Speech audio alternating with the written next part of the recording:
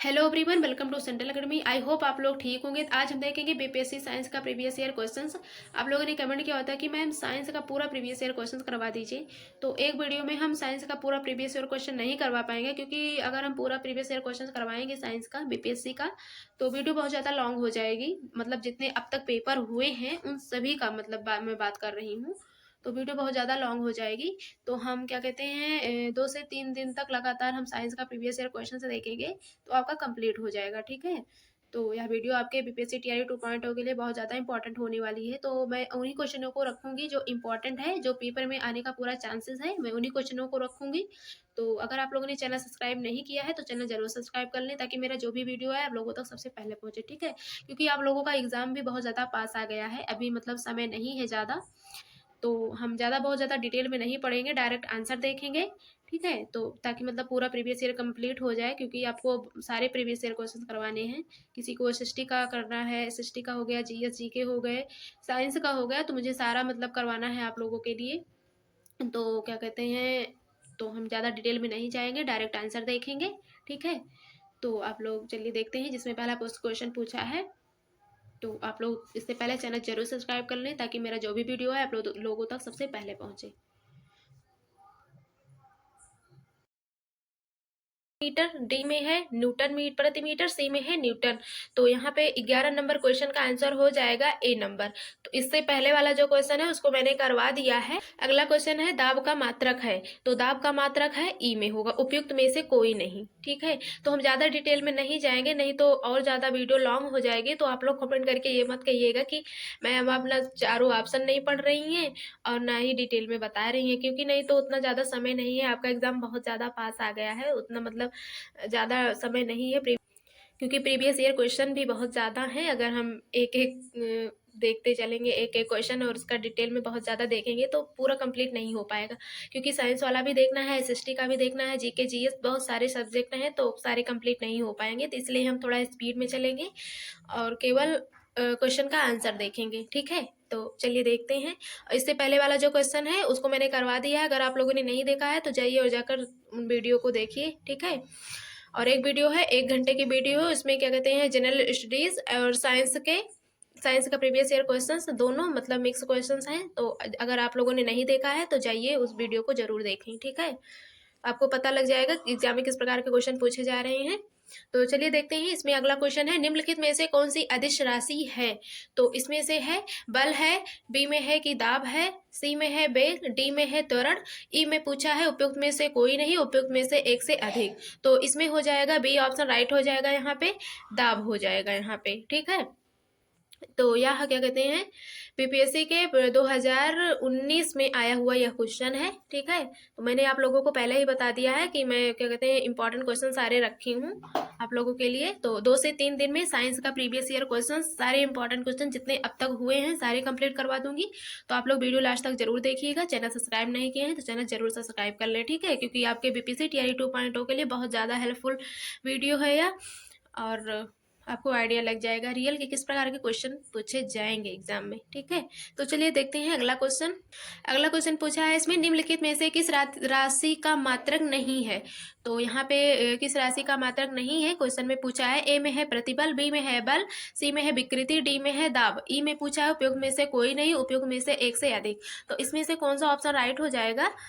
तो इसमें से विकृति हो जाएगा। ठीक है, यहाँ पे विकृति हो जाएगा, क्योंकि इसमें पूछा है निम्नलिखित में से किस राशि का मात्रक नहीं है। तो विकृति का मात्रक नहीं है, प्रतिबल का भी होता है, बल का भी होता है, दाब का भी होता है। ये सही कथन चुनिए इसमें से पूछा है, तो चारों ऑप्शन आप लोग पढ़ लीजिएगा। तो यहाँ पे बी ऑप्शन राइट हो जाएगा। ठीक है, अगला देखेंगे। जब दिन में पानी पर साबुन की फिल्म दिखाई देती है तो यह सुंदर रंग दिखाती है, इस घटना का कारण है। इस घटना का क्या कारण है। ए में है प्रकाश का विवर्तन, बी में है प्रकाश का अपवर्तन, सी में है प्रकाश का ध्रुवीकरण, डी में है प्रकाश का व्यक्तीकरण। तो यहाँ पे डी ऑप्शन राइट हो जाएगा, प्रकाश का व्यक्तीकरण हो जाएगा यहाँ पे। ई में है उपयुक्त में से कोई नहीं, उपयुक्त में से एक से अधिक। तो आई थिंक यहाँ पे डी ऑप्शन राइट हो जाएगा, प्रकाश का व्यक्तीकरण हो जाएगा यहाँ पे। अगला क्वेश्चन देखेंगे।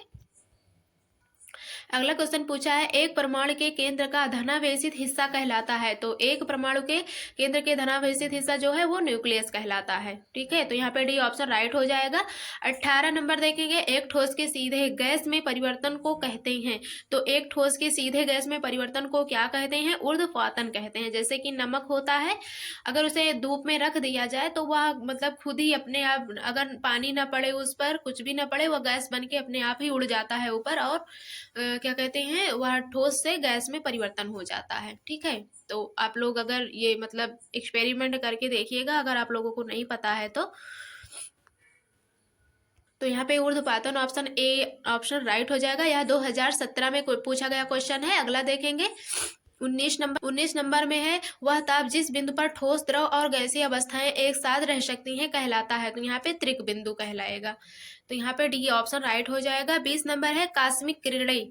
तो कास्मिक किरणें ए में है आवेशित कण है, बी में है अनावेशित कण है। आवेशित तथा अनावेशित दोनों हो सकती हैं। तो जो कास्मिक किरणें होती हैं वो ए ऑप्शन यहाँ पे राइट हो जाएगा, आवेशित कण हो है। और 21 नंबर में देखेंगे, 2G स्पेक्ट्रम में अक्षर जी किस शब्द के लिए उपयुक्त है? तो यहाँ पे हो जाएगा जेनरेशन के लिए हो जाएगा। यहाँ पे डी सी ऑप्शन राइट हो जाएगा। और यह 2011 के पेपर में पूछा गया क्वेश्चन है। अगला तो यहाँ पे जेनरेशन हो जाएगा। 22 नंबर में है, राडार का आविष्कार कौन था? आविष्कारक कौन था यहाँ पे पूछा है। रडार का आविष्कारक कौन था? तो यहाँ पे रॉबर्ट वाटसन थे। अगला क्वेश्चन है, 23 गॉड पार्टिकल हैं। तो न्यूट्रॉनो, हिग्स बोसन, मेसॉन, पॉजिट्रॉन। तो यहाँ पे डी और बी ऑप्शन राइट हो जाएगा, हिग्स बोसन हो जाएगा यहाँ पे। यह 2016 में बीपीएससी के 2016 में पूछा गया क्वेश्चन है, आप यहाँ पे देख सकते हैं। अगला देखेंगे क्वेश्चन, सर सीवी रमन को भौतिकी का नोबेल पुरस्कार प्राप्त हुआ था। सर सीवी रमन को भौतिकी का नोबेल पुरस्कार प्राप्त हुआ था। कब प्राप्त हुआ था? तो सन 1930 में प्राप्त हुआ था। तो यहाँ पे बी ऑप्शन राइट हो जाएगा। ठीक है, अगला और क्या कहते हैं, यह 97 से 98 दोनों मतलब ईयर में पूछा गया क्वेश्चन है ये। और 25 नंबर देखेंगे, टेलीस्कोप की खोज किस वैज्ञानिक ने की थी? तो टेलीस्कोप की खोज किसने किया था? न्यूटन ने किया था कि जेम्स वाट की, हम्फ्री डेवी की, गैलीलियो? तो आई थिंक आप लोग ध्यान रखिएगा, टेलीस्कोप की खोज किसने किया था? गैलीलियो ने किया था। एग्जाम में पूछा जा सकता है, आप लोग ध्यान रखिएगा। अगला देखेंगे, इस सदी की शुरुआत में हवाई जहाज का आविष्कारक किसने किया था? तो रॉबर्ट ब्रदर्स ने किया था। आप लोग ध्यान रखिएगा, यह 2002 में पूछा गया क्वेश्चन है बीपीएससी के। अगला देखेंगे, 1 माइक्रोन बराबर होता है। तो 1 माइक्रोन कितने मिलीमीटर के बराबर होता है? तो यहाँ पे 1 माइक्रोन जो है वो 1/1000 मिलीमीटर के बराबर होता है। तो यहाँ पे सी ऑप्शन राइट हो जाएगा। यह बीपीएससी के 2004 में पूछा गया क्वेश्चन है। आप लोग यहाँ पे ध्यान दे सकते हैं, मतलब ध्यान दे दीजिएगा, क्योंकि एग्जाम में पूछा जा सकता है। ठीक है, ये इंपॉर्टेंट क्वेश्चन है। अगला देखेंगे, 40 डिग्री सेल्सियस का मान फ़ारेनहाइट स्केल में है। तो 40 डिग्री सेल्सियस कितना फ़ारेनहाइट होगा? तो यहाँ पे 104 फ़ारेनहाइट हो जाएगा। अगला देखेंगे, क्रोमेटोग्राफी की तकनीकी का प्रयोग होता है। तो क्रोमेटोग्राफी की तकनीकी का प्रयोग होता है रंगीन पदार्थों की पहचान करने में, कि पदार्थों की संरचना निर्धारण करने में, कि रंगीन पदार्थों के प्रभावी आचरण में।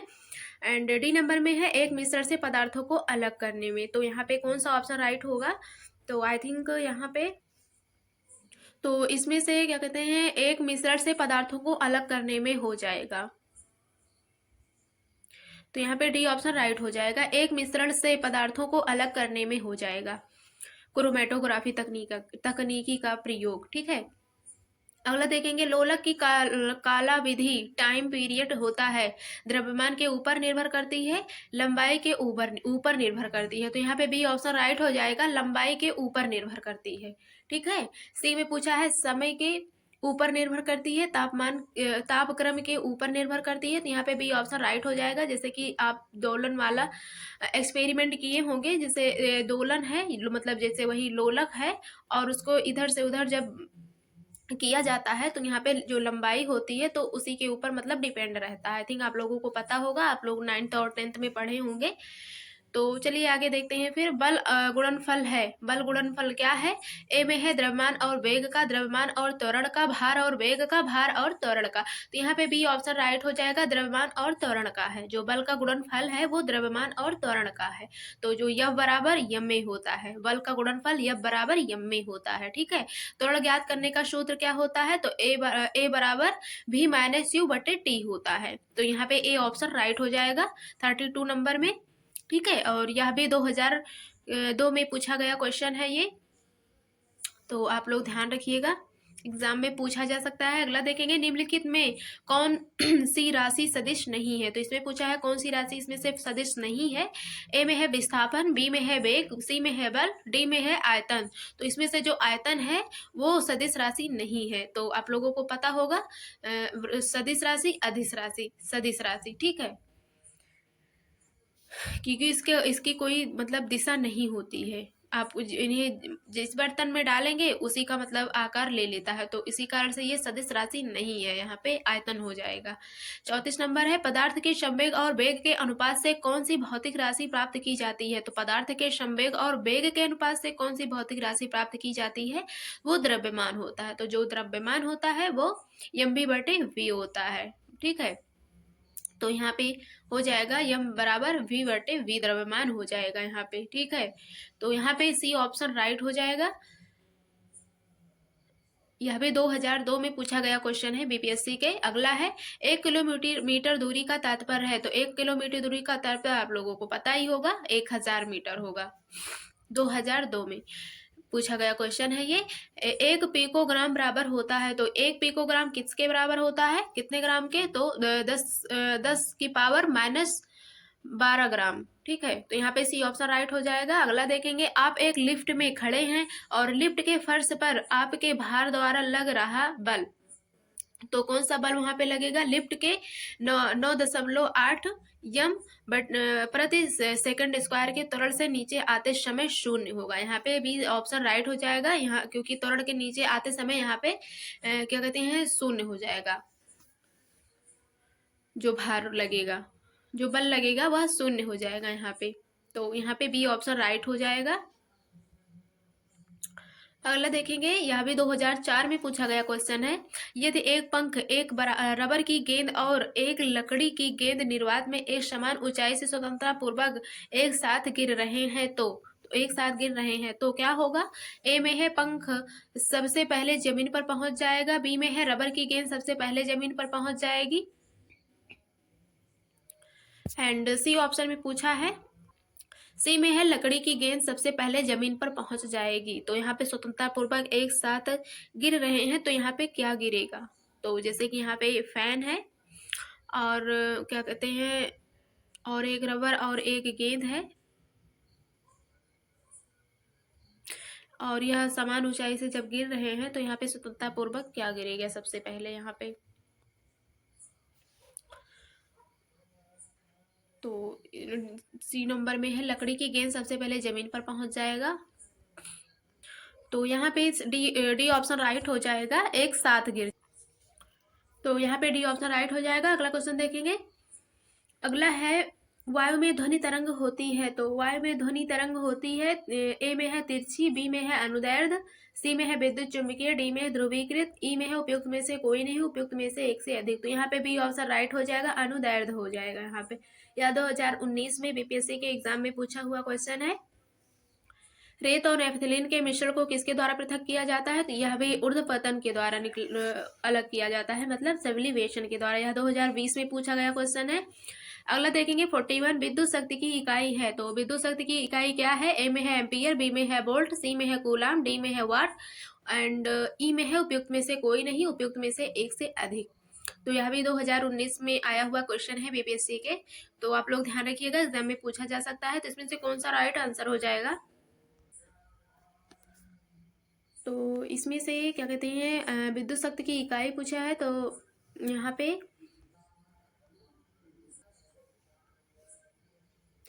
पे डी ऑप्शन राइट हो जाएगा, यहाँ पे वाट हो जाएगा। ठीक है, तो यहाँ पे डी ऑप्शन राइट हो जाएगा, वाट हो जाएगा। यहाँ पे 2019 में आया हुआ क्वेश्चन है। अगला देखेंगे, निम्नलिखित में से कौन सी निम्नलिखित में से कौन सी सही सुमेलित नहीं है, मतलब कौन सा सही सम्मिलित नहीं है। ए में पूछा है, ए में है वोल्ट मीटर विभवांतर, ए मीटर विद्युत धारा, पोटेंशियोमीटर विद्युत वाहक बल। तो यहाँ पे डी ऑप्शन राइट।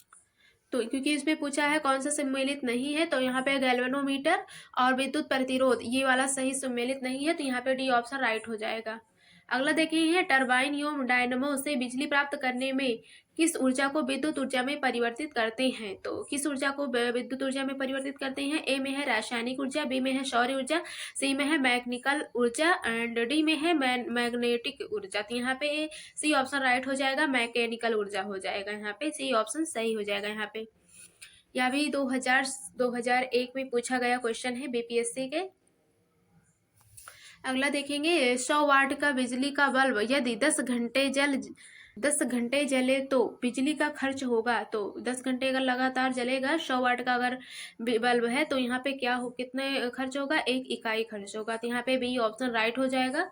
एग्जाम में पूछा जा सकता है, आप लोग ध्यान रखिएगा। अगला देखें, दो समांतर प्रतिरोध वाले सर्किट का कुल प्रतिरोध 1.403 किलो ओम है। यदि एक प्रतिरोधक का मान 2.0 किलो ओम है तो दूसरे प्रतिरोधक का मान होगा। तो दूसरे प्रतिरोधक का मान क्या होगा, यहाँ पे कौन सा ऑप्शन राइट हो जाएगा। तो आई थिंक प्रतिरोध का आप लोग सूत्र जानते होंगे, मान 1/R बराबर 1/R1 प्लस R3 R। तो यहाँ पे कितना क्या हो जाएगा, 1/2 हो जाएगा। तो आई थिंक यहाँ पे 4.70 किलो ओम हो जाएगा। तो यहाँ पे डी ऑप्शन राइट हो जाएगा। यह 2020 में आया हुआ क्वेश्चन है बीपीएससी के। अगला देखेंगे, एक सामान्य शुष्क सेल में विद्युत अपघट्य होता है। तो एक सामान्य शुष्क सेल में विद्युत अपघट्य क्या होता है। ए में है जस्ता, बी में है सल्फ्यूरिक अम्ल, सी में है अमोनिया क्लोराइड, डी में है मैग्नीज डाइऑक्साइड। तो यहाँ पे सी ऑप्शन राइट हो जाएगा। या 1995 में आया हुआ क्वेश्चन है, यहाँ पे अमोनिया क्लोराइड हो जाएगा। शुष्क सेल में विद्युत अपघट्य पूछा है। अगला देखेंगे, डायनमो। डायनमो क्या है, यहाँ पे यांत्रिक ऊर्जा को वैद्युत ऊर्जा में परिवर्तित करता है। जो डायनमो होता है वो यांत्रिक ऊर्जा को गतिज ऊर्जा में परिवर्तित करता है। तो यहाँ पे बी ऑप्शन राइट हो जाएगा। अगला क्वेश्चन देखेंगे, विद्युत मोटर में ऊष्मा को विद्युत ऊर्जा में बदला जाता है, विद्युत ऊर्जा को ऊष्मा में बदला जाता है। तो यहाँ पे सी ऑप्शन राइट हो जाएगा, विद्युत ऊर्जा को यांत्रिक ऊर्जा में बदला जाता है। ठीक है, तो यह 2018 में आया हुआ क्वेश्चन है, आप लोग ध्यान रखिएगा, एग्जाम में पूछा जा सकता है। अगला क्वेश्चन देखेंगे, विद्युत धारा निम्न में से किस उपकरण से नापी जाती है। जो विद्युत धारा होती है वो किस उपकरण के द्वारा नापा जाता है। तो यहाँ पे वोल्ट मीटर के द्वारा, बी में है कि ए मीटर के द्वारा, सी में है कि वोल्ट मीटर वोल्टा मीटर यहाँ पे कहा है, लिखा है, डी में है पोटेंशियोमीटर। तो आई थिंक आप लोगों को पता होगा यहाँ पे कौन सा ऑप्शन राइट हो जाएगा। यह भी 2018 के बीपीएससी के एग्जाम में आया हुआ क्वेश्चन है। तो यहाँ पे हो जाएगा, बी ऑप्शन राइट हो जाएगा, ए मीटर हो जाएगा। यहाँ पे विद्युत धारा नापने का जो उपकरण होता है वहाँ पे ए मीटर होता है। तो यहाँ पे भी वही सेम क्वेश्चन पूछा है, और यह मतलब यहाँ पे थोड़ा सा लैंग्वेज चेंज करके 2019 में भी पूछ लिया गया है यह क्वेश्चन। ठीक है, यहाँ पे भी ए मीटर होगा। अगला देखेंगे, प्रकाश में 7 रंग होते हैं, रंगों को अलग करने का क्या तरीका है। मतलब प्रकाश में 7 कलर के रंग होते हैं और रंगों को अलग करना है, तो क्या तरीका हो सकता है यहाँ पे। तो आई थिंक आप लोगों को पता होगा, प्रिज्म में बरसात की एक बूंद जब पड़ती है किरण पर तो 7 रंगों में बदल जाता है प्रिज्म। तो यहाँ पे ए ऑप्शन राइट हो जाएगा। जो प्रिज्म होता है बरसात की एक बूंद से 7 रंगों में विभाजित हो जाता है। तो यहाँ पे ए ऑप्शन राइट हो जाएगा। अगला क्वेश्चन देखेंगे, यदि किसी ऐनक के लेंसों की शक्ति +2 डायोप्टर हो तो इसकी फोकस दूरी होगी। तो इसकी फोकस दूरी क्या होगी। तो फोकस दूरी बराबर होता है या बराबर 1/d। तो यहाँ पे डायोप्टर कितना दिया हुआ है, यहाँ पे +2 दिया हुआ है, तो यहाँ पे 2 हो जाएगा। फोकस दूरी बराबर 2 हो जाएगा। तो यहाँ पे क्या कहते हैं 50 सेंटीमीटर हो जाएगा। ठीक है, तो यहाँ पे सी ऑप्शन राइट हो जाएगा। अगला क्वेश्चन देखेंगे, चुंबकीय सुई किस तरफ संकेत करती है। तो जो चुंबकीय सुई होती है वो उत्तर की तरफ संकेत करती है। अगला है, श्वेत प्रकाश को नली में कैसे पैदा करते हैं। तो श्वेत प्रकाश को नली में तांबे के तार को गर्म करके पैदा करते हैं, तंतु को गर्म करके, कि परमाणु को उत्तेजित करके, कि अणुओं को दोलित करके। तो यहाँ पे बी ऑप्शन राइट हो जाएगा, तंतु को गर्म करके यहाँ पे हो जाएगा, बी ऑप्शन सही हो जाएगा यहाँ पे। अगला क्वेश्चन देखेंगे, आइंस्टीन को नोबेल प्राइज किस कार्य पर मिला था। तो आइंस्टीन को प्रकाश विद्युत प्रभाव के मतलब कार्य पर मिला था। तो यहाँ पे डी ऑप्शन राइट हो जाएगा यहाँ पे। ठीक है, यह भी 2018 में बीपीएससी के एग्जाम में पूछा गया क्वेश्चन है। विद्युत उत्पन्न करने के लिए कौन सी धातु का उपयोग होता है? तो विद्युत उत्पन्न करने के लिए किस धातु का उपयोग किया जाता है? तो यूरेनियम का प्रयोग किया जाता है। तो आप लोग ध्यान रखिएगा, एग्जाम में पूछा जा सकता है कि विद्युत उत्पन्न करने के लिए किस धातु का उपयोग किया जाता है? तो यूरेनियम का किया जाता है। कमरे को ठंडा किया जाता है, तो कमरे को ठंडा किया जाता है, तो यहाँ पे पानी के बहने से, संपीड़ित गैसों को छोड़ने से। तो यहाँ पे बी ऑप्शन राइट हो जाएगा, संपीड़ित गैसों को छोड़ने से हो जाएगा यहाँ पे। अगला है, आमतौर पर सुरक्षा फ्यूज लगाने के लिए प्रयोग होने वाला तार किस पदार्थ का बना होता है? तो आमतौर पर सुरक्षा फ्यूज लगाने के लिए जो तार होता है वह टिन का बना होता है कि सीसा का? टिन और शीशे की। हाँ, ये बात सही है, यहाँ पे डी ऑप्शन राइट हो जाएगा। जो सुरक्षा वाला तार होता है टिन और शीशे की एक मिश्र धातु के द्वारा बनाया जाता है, मिक्स रहता है, ठीक है। तो यहाँ पे पूछा है अगला क्वेश्चन, उष्मा का सबसे अधिक कुचालक है? तो सबसे अधिक कुचालक यहाँ पे पारा हो जाएगा, तो यहाँ पे सी ऑप्शन राइट हो जाएगा। अगला क्वेश्चन देखेंगे, अतिचालक का लक्षण है? तो अतिचालक का लक्षण क्या है? शून्य पारगम्यता है, तो यहाँ पे सी ऑप्शन राइट हो जाएगा। यह 94 में आया हुआ क्वेश्चन है बीपीएससी के एग्जाम में। गर्म करने पर एक अर्धचालक का प्रतिरोध, तो गर्म करने पर जो चालक होता है अर्धचालक का प्रतिरोध क्या होगा? बढ़ेगा कि घटेगा? अगला ऑप्शन है, तो इसमें से कौन सा ऑप्शन राइट होगा? सी नंबर में है वही रहता है, डी में है पहले बढ़ता है फिर घटता है, ई में है उपयुक्त में से कोई नहीं, उपयुक्त में से एक से अधिक। तो यहाँ पे कौन सा ऑप्शन राइट हो जाएगा? यहाँ पे सी ऑप्शन राइट हो जाएगा, वही रहता है। मतलब गर्म करने पर भी जो अर्धचालक का प्रतिरोध रहता है वो सेम वही रहता है, कुछ मतलब उसमें परिवर्तन नहीं होता है। अगला है, ठंडक के दिनों में लोहे के गुटकों और लकड़ी के गुटकों को प्रातःकाल छुए तो लोहे का गुटका ठंडा लगता है, क्योंकि लोहे के गुटके का ताप लकड़ी के गुटके से कम होता है। बी में है, लकड़ी की तुलना में लोहा ऊष्मा का अच्छा चालक है, लकड़ी की तुलना में लोहा ऊष्मा का खराब चालक है। डी में है, लोहे का गुटका लकड़ी से भारी होता है, तो यहाँ पे बी ऑप्शन राइट हो जाएगा। लकड़ी की तुलना में जो लोहा होता है वो ऊष्मा का अच्छा सुचालक होता है, ठीक है। अगला है, एक पंखा गर्मी के मौसम में आराम की अनुभूति पैदा करता है, क्योंकि पंखा ठंडी हवा की आपूर्ति करता है। एंड यहाँ पे डी ऑप्शन राइट हो जाएगा, हमारा पसीना तेजी से वाष्पित होता है, तो यहाँ पे डी ऑप्शन राइट हो जाएगा। यहाँ पे पूछा है अगला क्वेश्चन, कमरे में रखा रेफ्रिजरेटर का दरवाजा खोलकर आप अंततः कमरे में थोड़ा गर्म कर सकते हैं, तो यहाँ पे सी ऑप्शन राइट हो जाएगा। अगला क्वेश्चन है, यदि रेफ्रिजरेटर के दरवाजे कुछ घंटों के लिए खुले छोड़ दें तो कमरे का तापमान कम हो जाएगा कि बढ़ जाएगा? सी में है वही रहेगा, तो यहाँ पे बढ़ जाएगा, तो यहाँ पे भी ऑप्शन राइट हो जाएगा। अगला क्वेश्चन है, निम्नलिखित में से गलत कथन का पहचान करिए। इसमें से गलत ऑप्शन जो है वही मतलब सही मानना है, यहाँ पे गलत कथन का चुनाव करना है। तो यहाँ पे पहला है, कपास गर्मियों से कपड़े के रूप में उपयोग के लिए उपयुक्त है क्योंकि यह नमी को अवशोषित करता है। बी में है, सीढ़ी बनाने के लिए पॉलीकार्बोनेट का प्रयोग किया जाता है, तो यहाँ पे डी ऑप्शन राइट हो जाएगा। टेफ्लॉन का उपयोग नॉन स्टिक रसोई के सामान की कोटिंग के लिए किया जाता है, तो यहाँ पे डी ऑप्शन राइट हो जाएगा। मतलब कि यही गलत है, बाकी सारी बातें यहाँ पे सही है, तो यहाँ पे जो गलत है वही वाला सही मान लिया जाएगा, क्योंकि गलत पूछा है, तो यहाँ पे डी ऑप्शन राइट हो जाएगा। सी में जैसे कि पूछा है, एक्रिलिक को कृत्रिम रेशा भी कहा जाता है क्योंकि यह कपास से तैयार किया जाता है लेकिन रेशम की तरह चमकता है, तो ये बात सही है। मतलब चलिए आगे देखते हैं, अगला क्वेश्चन देखते हैं। दो उत्तरोत्तर श्रृंग अथवा दो उत्तरोत्तर गर्त के बीच की दूरी को क्या कहते हैं? तो दो उत्तरोत्तर श्रृंग अथवा दो उत्तरोत्तर गर्त के बीच की दूरी को तरंग दैर्ध्य कहते हैं, तो यह 2002 में आया हुआ क्वेश्चन है। अगला देखेंगे, जब प्रकाश एक माध्यम से दूसरे में जाता है तो निम्न में से कौन सी नहीं बदलती, मतलब नहीं बदलता? तो ए में है वेग, गति, तरंग दैर्ध्य, सी में है आवृत्ति, डी में है अपवर्तनांक, तो यहाँ पे आवृत्ति हो जाएगा, तो यहाँ पे सी ऑप्शन राइट हो जाएगा। अगला देखेंगे, पढ़ने में काम आने वाले ग्लास लेंस किस प्रकार के लेंस से बनते हैं? अवतल की साधारण, बी में है कि उत्तल, डी में है कि ए और बी दोनों, तो इसमें से कौन सा ऑप्शन सही होगा? तो पढ़ने में काम आने वाले ग्लास लेंस को पूछा है यहाँ पे, तो इसमें क्या कहते हैं, अवतल लेंस हो जाएगा। मतलब फर्स्ट ऑप्शन राइट हो जाएगा। 70 में है दर्पण के सामने खड़े एक व्यक्ति को अपना प्रतिबिंब अपने से बड़ा लगता है, तात्पर्य है दर्पण प्रकार है, तो यहाँ पे भी अवतल हो जाएगा। ठीक है। 71 नंबर देखेंगे, ध्वनि का वायु में वेग अनुमानता है, तो ध्वनि का वायु में वेग अनुमानता है 10 किलोमीटर प्रति सेकंड, बी में है 330 मीटर प्रति सेकंड, सी में है 10 मील प्रति मिनट, डी में है 3 मतलब 3 गुणे 10 की पावर 10 सेंटीमीटर प्रति सेकंड।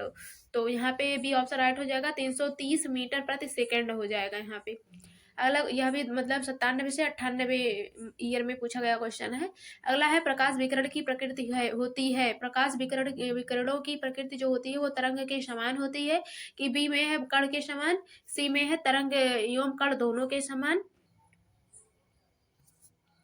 तो इसमें से सी ऑप्शन राइट हो जाएगा, तरंग एवं कण दोनों के समान हो जाएगा। अगला क्वेश्चन देखेंगे, आकाश नीला लगता है क्योंकि ए में है सूर्य के प्रकाश में नीला रंग और रंगों से अधिक है, बी में है लघु तरंग दीर्घ तरंगों की अपेक्षा वायुमंडल द्वारा अधिक प्रकीर्ण होती है, सी में है नीला रंग नेत्र को अधिक सुग्राही है, डी में है वायुमंडल दीर्घ तरंग को लघु तरंग दैर्घ्य की अपेक्षा अधिक अवशोषित करता है, तो यहाँ पे भी ऑप्शन राइट हो जाएगा। अगला क्वेश्चन देखेंगे, रात के समय में खुले आकाश में तारों के टिमटिमाने को किससे समझाया जा सकता है, तो किससे समझाया जा सकता है, प्रकाश का अपवर्तन, की प्रकाश का परावर्तन, की प्रकाश का ध्रुवीकरण, की प्रकाश का व्यतिकरण, तो यहाँ पे ए ऑप्शन राइट हो जाएगा, प्रकाश का अपवर्तन हो जाएगा। 75 में क्वेश्चन में है, पानी का घनत्व अधिकतम होता है, तो किस पर घनत्व अधिकतम होता है, 4 डिग्री सेल्सियस पर, कि -4, कि 0, कि 100 सेंटीमीटर पर, तो यहाँ पे डिग्री सेल्सियस मतलब, तो यहाँ पे बी ऑप्शन राइट हो जाएगा, 4 डिग्री सेल्सियस पर हो जाएगा, 100 डिग्री सेल्सियस पर नहीं, यहाँ पे 4 डिग्री सेल्सियस पर हो जाएगा, बी ऑप्शन राइट हो जाएगा। 50 डिग्री सेल्सियस का मान फ़ारेनहाइट स्केल में होगा, कितना होगा, 122 फ़ारेनहाइट हो जाएगा, तो यहाँ पे भी ऑप्शन राइट हो जाएगा।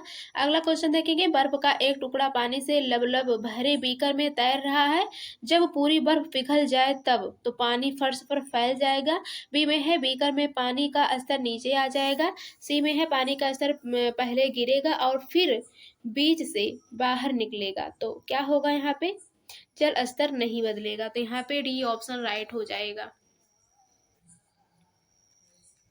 अगला क्वेश्चन देखेंगे, यह 2022 में आया हुआ क्वेश्चन है, वर्षा की बूंद की गोलाकार आकृति का कारण है, तो वर्षा की बूंद की गोलाकार आकृति का कारण है, तो द्रव का घनत्व होगा, कि पृष्ठ तनाव होगा, कि गुरुत्व होगा, कि वायुमंडलीय दाब होगा, तो यहाँ पे बी ऑप्शन राइट हो जाएगा, पृष्ठ तनाव होगा, पृष्ठ तनाव का कारण होगा वर्षा की बूंद का गोलाकार होना। ठीक है, तो एग्जाम में पूछा जाए तो आप लोग ध्यान रखिएगा। अगला है, सबसे ज्यादा श्यानता है, तो सबसे ज्यादा श्यानता किसकी होती है, शहद की होती है, क्योंकि गाढ़ा होता है, उसे क्या कहते हैं, बहुत पतली चादर में नहीं बदला जा सकता है।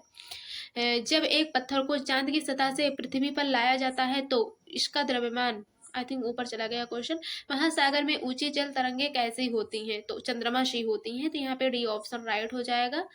जब एक पत्थर, तो यहाँ पे कौन सा ऑप्शन सही होगा, चांद की सतह से पृथ्वी पर लाया जाता है तो इसका द्रव्यमान बदल जाएगा, इसका भार बदल जाएगा, परंतु द्रव्यमान नहीं, भार और द्रव्यमान दोनों बदल जाएंगे, ना द्रव्यमान और ना ही भार बदलेगा, तो इसमें से कौन सा ऑप्शन राइट हो जाएगा, तो आई थिंक इसमें से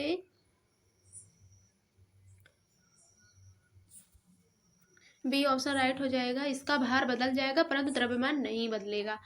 तो अगला क्वेश्चन देखते हैं, 2004 में आया हुआ क्वेश्चन है, प्रेशर कुकर में खाना जल्दी पक जाता है क्योंकि उच्च दाब के कारण पानी निम्न ताप पर मतलब तापमान पर उबलने लगता है, बी में है उच्च दाब के कारण पानी उच्च तापमान पर उबलने लगता है, सी में है कम दाब के कारण पानी कम तापमान पर उबलने लगता है, निम्न दाब के कारण पानी उच्च तापमान पर उबलने लगता है, एंड यहाँ पे भी ऑप्शन राइट हो जाएगा।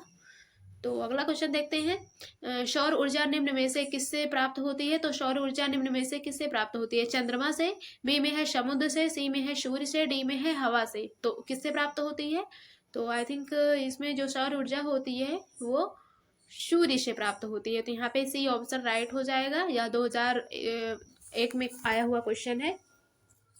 अगला है, सूर्य पर ऊर्जा का निर्माण होता है, तो सूर्य पर ऊर्जा का निर्माण होता है नाभिकीय विखंडन के द्वारा, नाभिकीय संलयन के द्वारा, तो यहाँ पे भी ऑप्शन राइट हो जाएगा, नाभिकीय संलयन के द्वारा होता है। अगला क्वेश्चन देखते हैं, प्रथम भारतीय उपग्रह आर्यभट्ट कब छोड़ा गया? तो प्रथम भारतीय उपग्रह आर्यभट्ट जो है 10 जुलाई 1992 को छोड़ा गया था कि 19 अप्रैल 1975 को? तो आई थिंक यहाँ पे भी ऑप्शन राइट हो जाएगा, 19 अप्रैल 1975 को। ठीक है, तो यहाँ पे भी ऑप्शन राइट हो जाएगा। अगला क्वेश्चन देखते हैं, वर्ष दीर्घतम होता है? तो वर्ष दीर्घतम होता है प्लूटो पर कि गुरु पर, सी में है नेपच्यून पर, डी में है पृथ्वी पर? तो यहाँ पे ए ऑप्शन राइट हो जाएगा, प्लूटो पर होता है, तो यहाँ पे ए ऑप्शन सही हो जाएगा। अगला है, विद्युत चुम्बकीय तरंगों का वेग होता है? तो विद्युत चुम्बकीय तरंगों का जो वेग होता है वो क्या होता है? तो यहाँ पे जो वेग होता है वो कितना होगा, 3 × 10⁸ मीटर सेकेंड -1। तो यहाँ पे ए ऑप्शन राइट हो जाएगा। ठीक है, तो यहाँ पे ए ऑप्शन सही हो जाएगा। अगला है, सूर्य के प्रकाश पर धरती की सतह पर पहुंचने में लगने वाला समय है लगभग कितना समय है? तो यहाँ पे कितना समय लगेगा? सूर्य के प्रकाश पर धरती की सतह पर पहुंचने में लगने वाला समय पूछा है, लगभग कितना रहेगा, कितने सेकंड या मिनट या घंटे का समय लगेगा? तो यहाँ पे यह भी 97 और 98 में बीपीएससी के पेपर में आया हुआ क्वेश्चन है।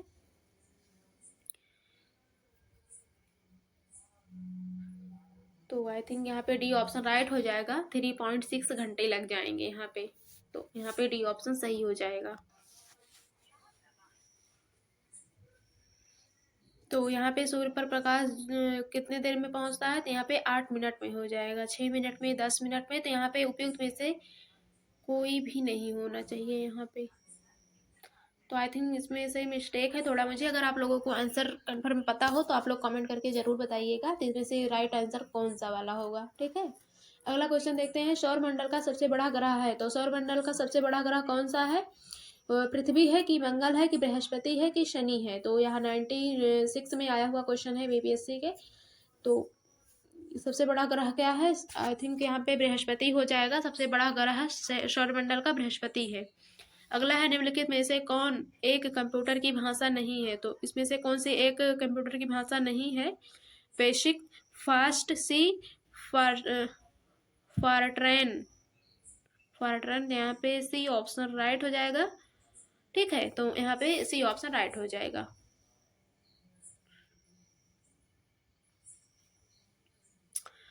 अगला देखेंगे, निम्न में से कौन सी धातु रोशनी के बल्बों में फिलामेंट के रूप में उपयोग होती है? तो रोशनी के बल्बों में फिलामेंट के रूप में प्रयोग होती है, तो यहाँ पे कौन सा ऑप्शन सही होगा? ए में है लौह, बी में है मोलिब्डेनम। तो आई थिंक यहाँ पे डी ऑप्शन राइट हो जाएगा, टंगस्टन हो जाएगा। अगला है, निम्न में से कौन सी धातु अर्धचालक सेमीकंडक्टर के रूप में ट्रांजिस्टर में प्रयोग होती है? तो इसमें से कौन सा ऑप्शन सही होगा? तांबा होगा कि बी में है जर्मेनियम, सी में है ग्रेफाइट, डी में है चांदी? तो इसमें से कौन सा होगा? क्योंकि अर्धचालक की बात किया हुआ है, अर्धचालक के रूप में ट्रांजिस्टर में प्रयोग होता है।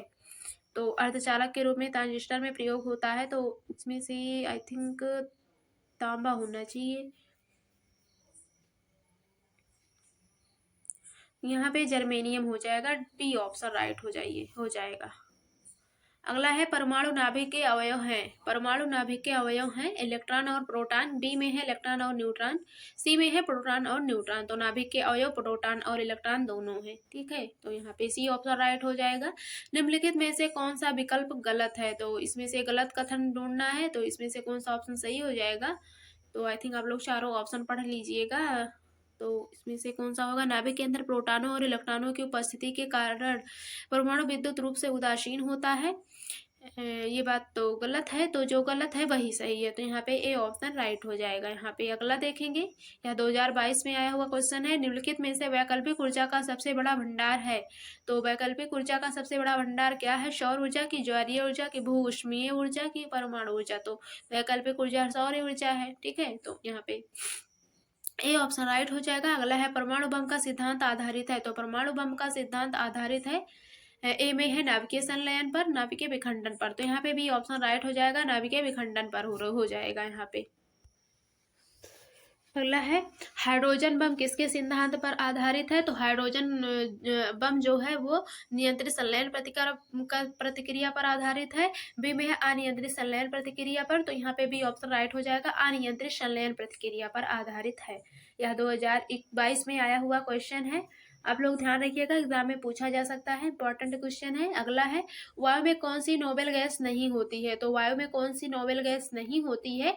ए में है हीलियम, बी में है नियान, सी में है आर्गन, डी में है रेडान। तो इसमें से कौन सा ऑप्शन सही होगा? तो यहाँ पे रेडान हो जाएगा। जो वायु में जो नोबेल गैस होती है, मतलब यहाँ पे पूछा है नोबेल गैस नहीं है, तो यहाँ पे रेडान हो जाएगा। बाकी सब नोबेल गैसें हैं, हीलियम, नियान, आर्गन। अगला है, बिजली की खपत का बिल किसके मापन पर आधारित होता है? वाट पर, कि वोल्टेज पर, सी में है कि लोहा, कि एम्पियर। तो यहाँ पे वोल्टेज पर होना चाहिए। तो यहाँ पे कौन सा ऑप्शन सही होगा? तो यहाँ पे पुट वाला है, निम्नलिखित कोटों में अपना उत्तर चुने। तो इसमें यह भी 1995 में आया हुआ क्वेश्चन है। तो यहाँ पे ए ऑप्शन राइट हो जाएगा, वाट हो जाएगा यहाँ पे। निम्नलिखित में सबसे भारी धातु है? तो सबसे भारी धातु क्या है? ए में है तांबा, बी में है यूरेनियम, सी में है एल्यूमिनियम, डी में है चांदी। तो सबसे भारी धातु इसमें से यूरेनियम है। जो यूरेनियम होता है वो सबसे भारी धातु है। अगला है, इंसेंट इंसेंट टू ए कब छोड़ा गया? इंसेंट टू ए 10 जुलाई 1992 को छोड़ा गया था। ठीक है, अब अगला क्वेश्चन देखते हैं। ये रसायन विज्ञान का आ गया है। निम्नलिखित में से कौन सा एक तत्व नहीं है? तो यहाँ पे गैस हो जाएगा, सी ऑप्शन राइट हो जाएगा, यहाँ पे गैस हो जाएगा। अगला देखेंगे, आधुनिक रसायन शास्त्र का जनक किसे कहा जाता है? आधुनिक रसायन शास्त्र का जनक जो है लेबोजियर, यहाँ पे हो जाएगा लेवोजियर हो जाएगा, यहाँ पे सी ऑप्शन राइट हो जाएगा। अगला देखेंगे, एक तत्व में इलेक्ट्रॉनों और न्यूट्रॉनों की संख्या क्रमशः 18 तथा 20 है। इस तत्व की द्रव्यमान संख्या है। तो इस तत्व की द्रव्यमान संख्या क्या होगी? 18 और 20 है। तो यहाँ पे 22 होगा, कि 2 होगा, कि 38 होगा, कि 20 होगा, कि उपयुक्त में से कोई नहीं, कि उपयुक्त में से एक से अधिक। तो इसमें से कौन सा ऑप्शन सही होगा? तो आई थिंक इसमें से सी ऑप्शन राइट हो जाएगा, यहाँ पे 38 हो जाएगा। तो यहाँ पे सी ऑप्शन सही हो जाएगा। अगला क्वेश्चन देखेंगे, एक नाभिक की द्रव्यमान संख्या इलेक्ट्रॉन, न्यूट्रॉन और प्रोटॉन की संख्याओं का योग होती है। न्यूट्रॉनों और प्रोटॉनों का कुल द्रव्यमान होता है। सी में है हमेशा परमाणु भार से अधिक होती है, कि हमेशा अपने परमाणु संख्या से कम होती है। तो यहाँ पे ए ऑप्शन राइट हो जाएगी, इलेक्ट्रॉन और प्रोटॉनों की संख्या का मतलब योग होता है यहाँ पे। अगला है, प्लूटोनियम न्यूक्लाइड के नाभिक से न्यूट्रॉनों की संख्या होती है, प्लूटोनियम न्यूक्लाइड से। ठीक है, तो यहाँ पे न्यूट्रॉनों की संख्या क्या होगी? ए में है 94 होगा, कि 148 होगा, कि सी में है 242 होगा, कि डी ऑप्शन में है 336। तो इसमें से कौन सा ऑप्शन सही होगा? तो आई थिंक इसमें से उपयुक्त में से एक से अधिक हो जाएगा, क्योंकि इसमें से 2 ऑप्शन सही लग रहे हैं। आप लोगों को अगर मतलब क्लियर एकदम कंफर्म आंसर पता हो तो आप लोग कमेंट करके जरूर बताइएगा। ठीक है, कि इसमें से कौन सा ऑप्शन सही होगा। तो आई थिंक इसमें से उपयुक्त में से एक से अधिक होगा, क्योंकि इसमें से 2 ऑप्शन सही लग रहे हैं। 242 भी हो रहा है, यहाँ पे 242 भी होगा, और यहाँ पे 148 भी सही लग रहा है। तो यहाँ पे 2 ऑप्शन सही लग रहा है। यह 2020 में आया हुआ क्वेश्चन है। तो आई थिंक यहाँ पे आप लोग देख लीजिएगा कौन सा आंसर कंफर्म होगा। यहाँ पे उपयुक्त में से एक से अधिक होगा, कि बी नंबर में है 148 होगा। इसमें से कौन सा कंफर्म आंसर रहेगा? ठीक है, आप लोग बताइएगा जरूर। 6 नंबर में है, केमिस्ट्री का है ये। एक तत्व के समस्थानिक अलग अलग होते हैं। तो एक तत्व के समस्थानिक अलग अलग होती हैं द्रव्यमान संख्या में। तो यहाँ पे बी ऑप्शन सही हो जाएगा। यह 2022 में आया हुआ क्वेश्चन है। फैराडे स्थिरांक है, स्थिरांक इलेक्ट्रोलाइट की मात्रा पर निर्भर करता है। बी में है इलेक्ट्रोलाइट में पारित विद्युत धारा पर निर्भर करता है। सी में है विलायक के आयतन पर निर्भर करता है जिसमें इलेक्ट्रोलाइट घोला गया है। तो इसमें से कौन सा ऑप्शन सही? तो इसमें से हो जाएगा सार्वभौमिक वाला हो। तो यहाँ पे हो जाएगा सार्वभौमिक स्थिरांक हो जाएगा, ना तो इलेक्ट्रोलाइट की मात्रा पर निर्भर करेगा।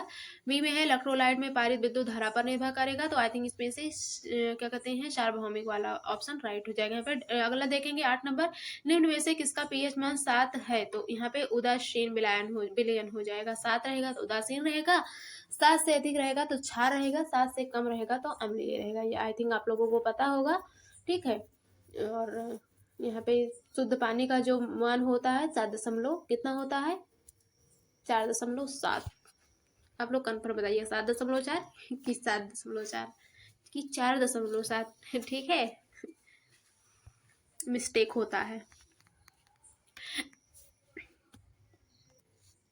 निम्नलिखित में से किस विलयन के ऊर्जा पानी का पीएच मान होता है? तो पानी का पीएच मान कितना होगा? 4 होगा कि 7 होगा कि 12 होगा कि 18 होगा? तो यहाँ पे 7 हो जाएगा। तो पानी का पीएच मान कितना होगा?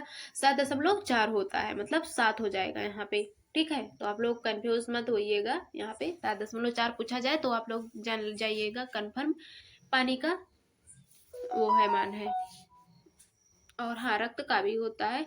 एक घोल का पीएच, यहाँ पे अगला क्वेश्चन, एक घोल का पीएच 3 से 6 बढ़ता है, H प्लस आयन है 1000 गुना कम हो जाएगी। तो यहाँ पे डी ऑप्शन राइट हो जाएगा, आप लोग ध्यान रखिएगा।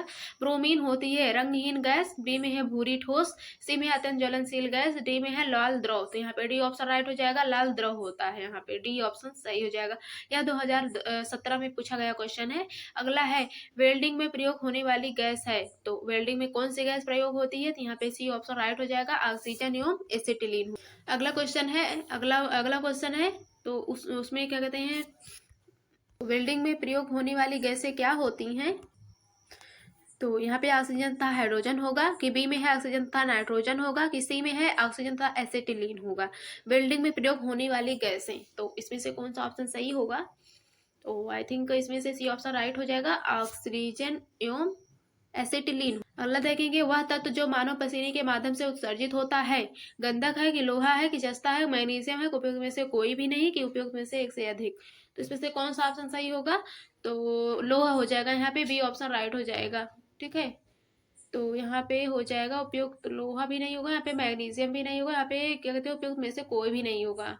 ठीक है, क्योंकि अम्लीय और क्षारीय माध्यम में निकलता है पसीना, तो यहाँ पे उपयुक्त में से कोई भी नहीं होगा। नीला थोथा रासायनिक रूप से है, तो इसमें से कौन सा ऑप्शन सही होगा? तो यहाँ पे सी ऑप्शन राइट हो जाएगा, कॉपर सल्फेट हो जाएगा। तो यहाँ पे सी ऑप्शन सही हो जाएगा।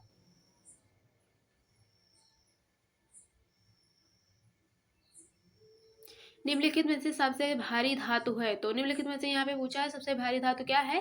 चांदी है कि सोना है कि पारा है कि डी में है प्लेटिनम है? तो यहाँ पे डी नंबर ऑप्शन सही हो जाएगा, प्लेटिनम है सबसे भारी धातु, प्लेटिनम है।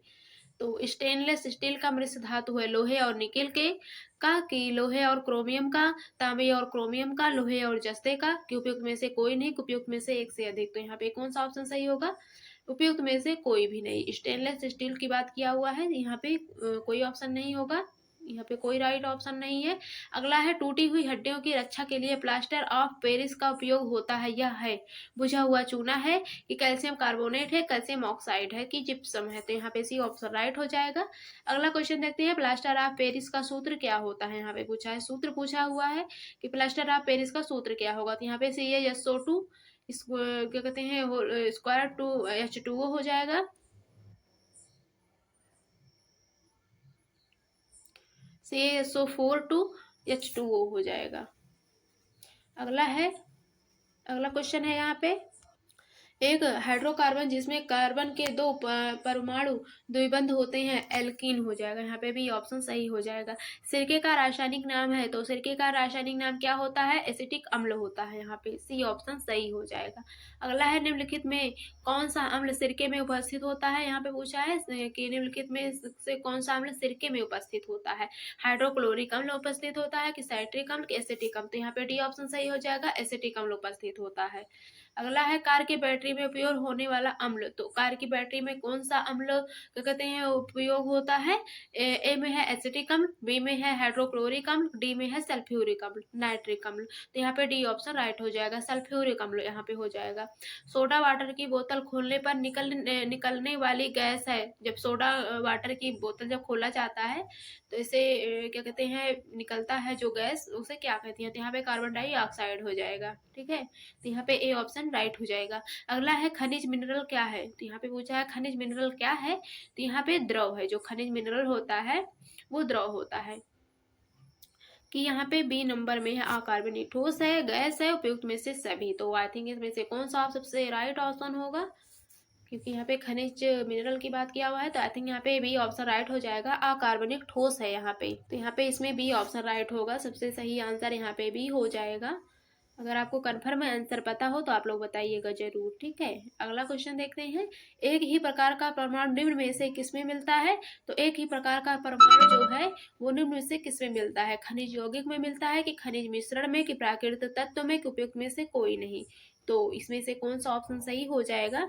तो आई थिंक क्योंकि यहाँ पे पूछा है एक ही प्रकार का परमाणु निम्न में से किसमें मिलता है, तो यहाँ पे हो जाएगा प्राकृतिक तत्व में हो जाएगा। यह 2011 में आया हुआ क्वेश्चन है, ठीक है। अगला देखते हैं, सबसे अधिक क्रियाशील धातु कौन सी है? तो सबसे अधिक क्रियाशील धातु पोटेशियम है यहाँ पे। सेकंड नंबर पे सोडियम है, थर्ड नंबर पर कैल्शियम है, एंड सी नंबर पे आयरन है, मतलब लोहा है यहाँ पे। यह 2015 में आया हुआ क्वेश्चन है, तो सबसे अधिक क्रियाशील धातु यहाँ पे पोटेशियम हो जाएगा। अगला है, वनस्पति तेल से वनस्पति घी बनाने में प्रयुक्त होने वाली गैस है। तो वनस्पति तेल से घी बनाने में कौन सी गैस प्रयोग होती है? तो यहाँ पे हाइड्रोजन हो जाएगा, ए ऑप्शन राइट हो जाएगा। आयोडीकृत लवण में रहता है, यहाँ पे अगला क्वेश्चन पूछा है, आयोडीकृत लवण में रहता है तो मैग्नीशियम आयोडाइड रहता है, यहाँ पे सी ऑप्शन राइट हो जाएगा यहाँ पे।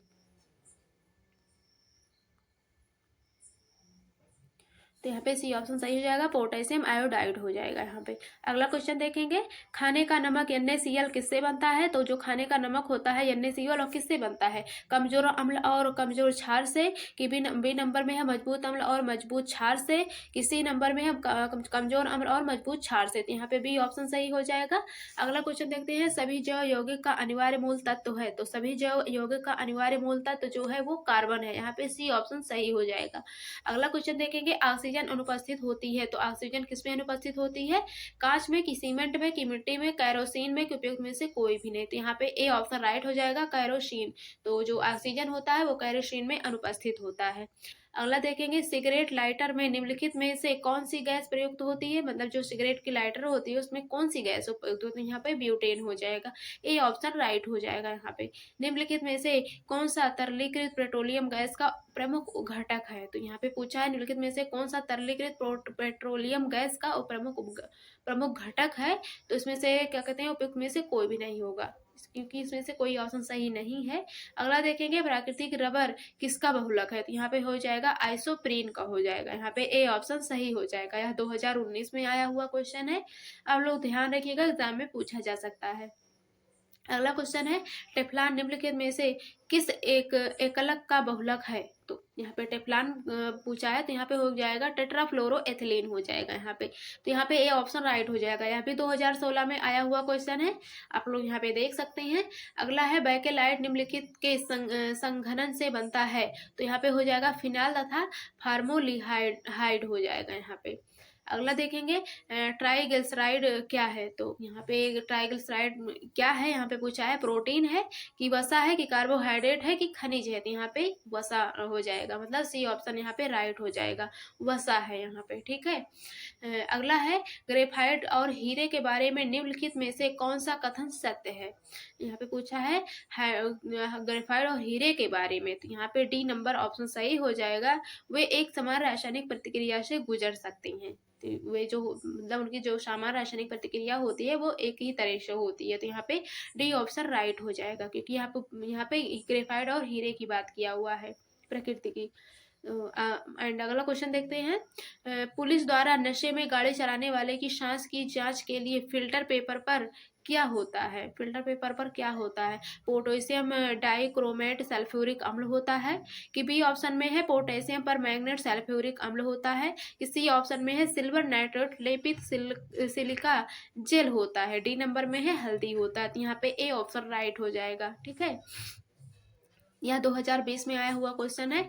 अगला है, घरेलू ईंधन के रूप में प्रयुक्त एलपीजी में मुख्यतः होती है। तो जो घरेलू ईंधन होता है उसमें प्रयुक्त जो एलपीजी होता है वो मुख्यतः होती है। इसमें से उपयुक्त में से कोई भी नहीं हो जाएगा, ना तो प्रोपेन होगा, ना ब्यूटोन होगा, ना मीथेन, ना एथिलीन होगा, ठीक है। तो इसलिए यहाँ पे उपयुक्त में से कोई भी नहीं हो जाएगा। अगला है, ग्रीन हाउस गैसों के मुख्य घटक होता है। तो ग्रीन हाउस गैसों का जो मुख्य घटक होता है वो क्या होता है? कार्बन डाइऑक्साइड होगा, कि बी में है मीथेन होगा, कि उपयुक्त में से कोई नहीं। तो यहाँ पे उपयुक्त में से कोई नहीं होगा, यहाँ पे ई ऑप्शन राइट हो जाएगा। अगला है, ग्रीन हाउस में गैसों में प्रमुख घटक होता है। यहाँ पे ग्रीन हाउस गैस तो इसमें से कौन सा ऑप्शन सही हो जाएगा? ग्रीन हाउस गैसों में प्रमुख घटक, तो इसमें से उपयुक्त में से कोई नहीं हो जाएगा। पेट्रोल तथा डीजल के अधूरे जलने से उत्पन्न होता है, मतलब जो क्या कहते हैं, पेट्रोल और डीजल होता है, जब वो अधूरा जलता है तो उससे क्या उत्पन्न होगा? तो यहाँ पे हो जाएगा डी ऑप्शन राइट हो जाएगा। यहाँ पे कार्बन मोनोऑक्साइड हो जाएगा यहाँ पे। अगला है साबुन ग्रीस को हटाता है, तो यहाँ पे हो जाएगा सी ऑप्शन राइट, प्यासीकरण द्वारा। तो यहाँ पे हो जाएगा। अगला है सूची में करना है यहाँ पे, तो इसमें से कौन सा ऑप्शन राइट होगा?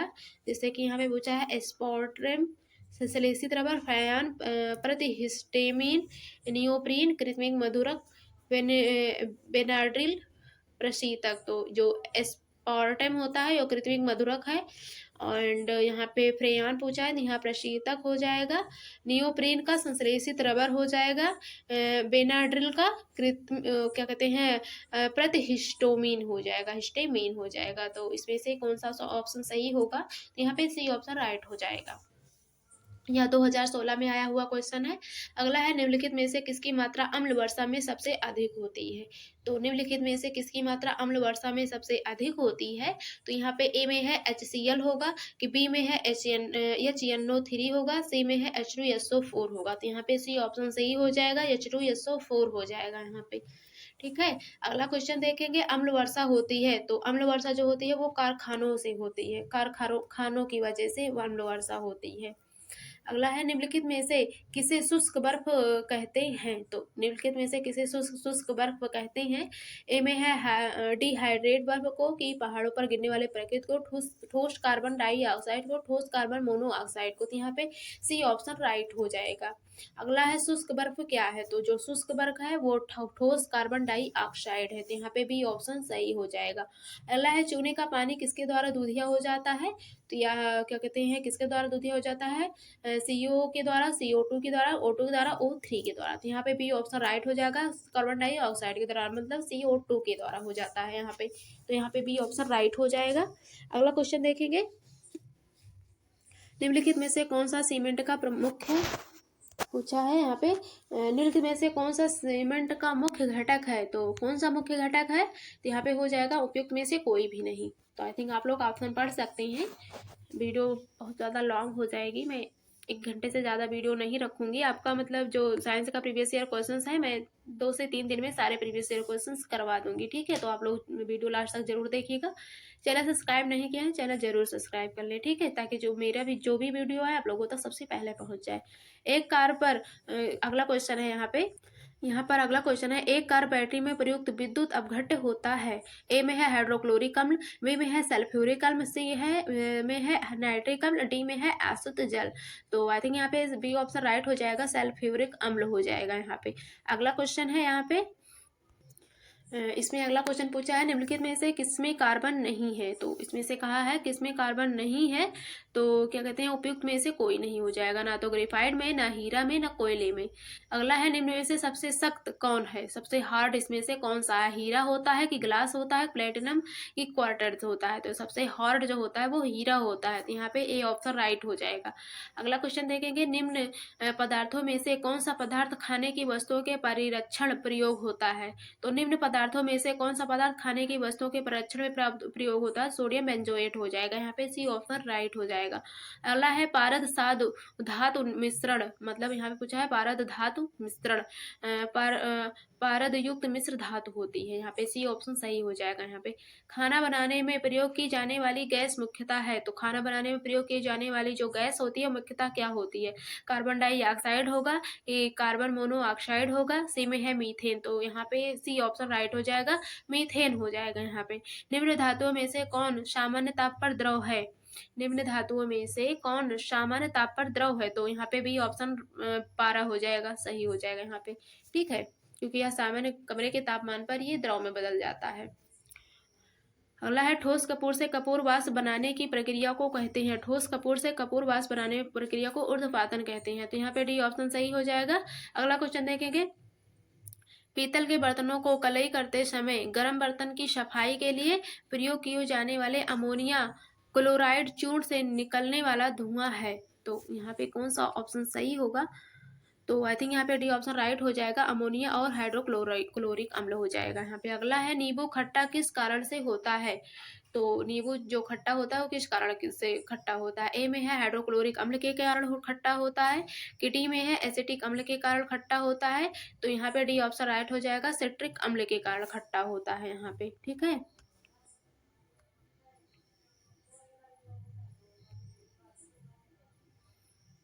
अगला क्वेश्चन है वाहनों से निकलने वाली गैस कौन सी है। तो वाहनों से निकलने वाली गैस जो होती है वो नाइट्रोजन ऑक्साइड होगा, कि marsh gas, carbon monoxide, carbon dioxide. तो इसमें से कौन सा ऑप्शन सही होगा। तो इसमें से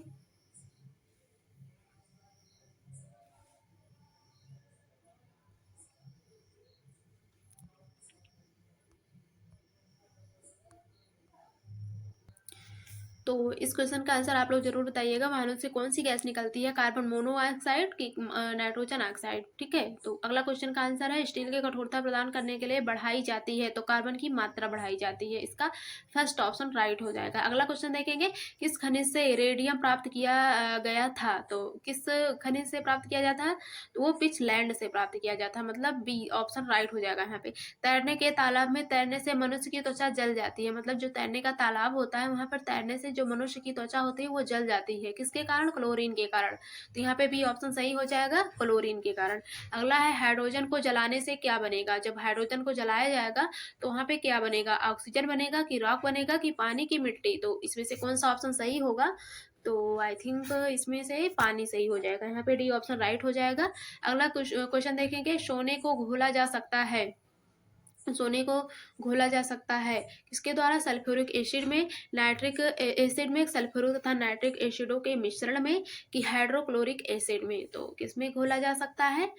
तो मतलब इसमें कहा है सोने को घोला जा सकता है। तो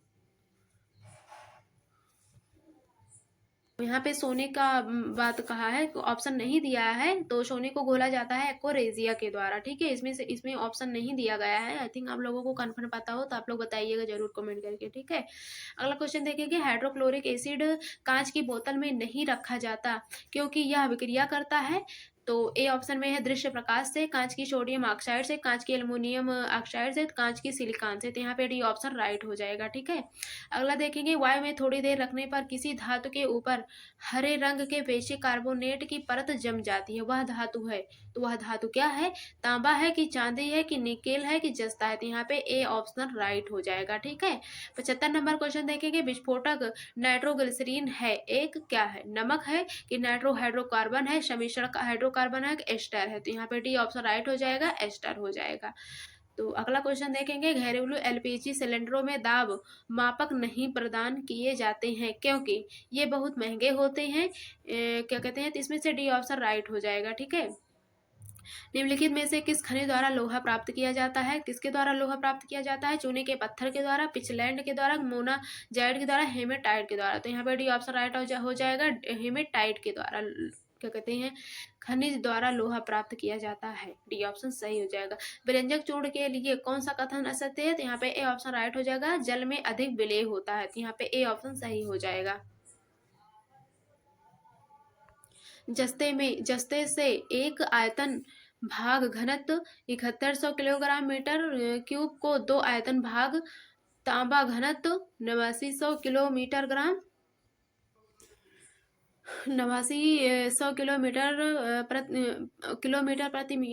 किलोग्राम प्रति मीटर क्यूब से मिलाने पर पीतल बनता है। पीतल का घनत्व, तो इसमें से पीतल का घनत्व क्या होगा। तो यहाँ पे बी ऑप्शन सही हो जाएगा, 8300 किलोग्राम प्रति मीटर क्यूब हो जाएगा। जस्ते से एक बर्तन पर विद्युत लेपन की विधि में क्या होगा, बर्तन को ऋण ध्रुव बनाया जाता है। बी में है शुद्ध जस्ते को धन ध्रुव बनाया जाता है। तो यहाँ पे सी ऑप्शन राइट हो जाएगा, बर्तन को ऋण ध्रुव और शुद्ध जस्तों को धन ध्रुव बनाया जाता है। तो यहाँ पे सी ऑप्शन सही हो जाएगा। अगला देखेंगे स्टील एक मिश्र धातु है लोहे और निकेल का, कि लोहे और क्रोमियम का, लोहे तांबे और क्रोमियम की, लोहे और जस्ते की। तो इसमें से कौन सा ऑप्शन राइट हो जाएगा। तो आई थिंक इसमें से लोहे और निकिल, लोहे और क्रोमियम, तांबे और क्रोमियम, लोहे और जस्ते। तो इसमें से कौन सा ऑप्शन सही हो जाएगा? 2017 के पेपर में, बीपीएससी के 2017 के एग्जाम में आया हुआ क्वेश्चन है, तो आई थिंक इसमें से कोई भी ऑप्शन सही नहीं है, तो यहाँ पे ये ऑप्शन राइट हो जाएगा। उपयुक्त में से कोई भी नहीं, लास्ट वाला ऑप्शन सही हो जाएगा। ठीक है। स्टेनलेस स्टील मिश्र धातु है, तो स्टेनलेस स्टील जो है वो किसकी मिश्र धातु है? लोहे और तांबे की, लोहे और क्रोमियम का। तो यहाँ पे सी ऑप्शन राइट हो जाएगा, लोहे और क्रोमियम का हो जाएगा। ठीक है।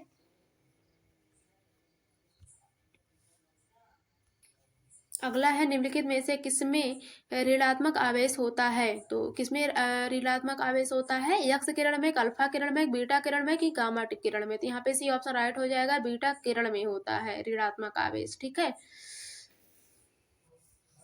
तो यहाँ पे सी ऑप्शन सही हो जाएगा। अगला है, निम्नलिखित में से कौन सा इलेक्ट्रॉनिक संप्रूपण धातु तत्वों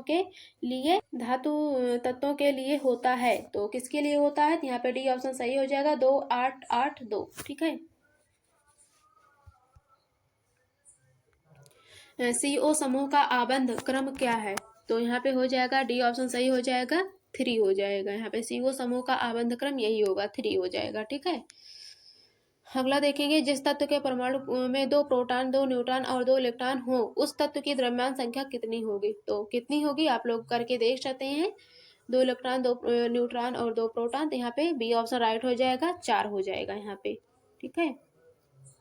अगला है, सल्फर हेक्सा फ्लोराइड अणु का आकार कौन सा है? तो हेक्सा फ्लोराइड अणु का आकार क्या है? अष्टफलकीय होता है। तो आज के लिए बस इतना ही, इसके आगे का मैं कल करवाऊंगी। ठीक है। जैसे कि मैंने आप लोगों से बोला कि आपका मैं 3 से 4 दिन में मतलब सारा previous year question BPSC science का पूरा कंप्लीट करवा दूंगी। तो आज के लिए बस इतना ही, मिलते हैं कल, इसके आगे करेंगे। ठीक है। तो आप लोगों को मतलब वीडियो अगर अच्छी लगी हो तो लाइक कर दीजिएगा जरूर। चैनल सब्सक्राइब नहीं किया है, चैनल जरूर सब्सक्राइब कर लें, ताकि मेरा जो भी वीडियो है आप लोगों तक सबसे पहले पहुंचे। ठीक है। तो इसके आगे का मैं कल करवाऊंगी। ठीक है। तो धन्यवाद, मिलते हैं कल। मतलब कहीं भी कोई कमी अगर रह गई हो तो आप लोग कमेंट करके ज़रूर बताइएगा, मैं उन्हें मतलब इम्प्रूव करने की पूरी कोशिश करूँगी। ठीक है। तो आप लोगों से ही मुझे मोटिवेशन मिलता है, जहाँ भी जो कुछ भी कमी रहती है तो आप लोग कमेंट करके ज़रूर बताते हैं, मुझे बहुत अच्छा लगता है। ठीक है। तो आज के लिए बस इतना ही, धन्यवाद। मिलते हैं कल इसके आगे।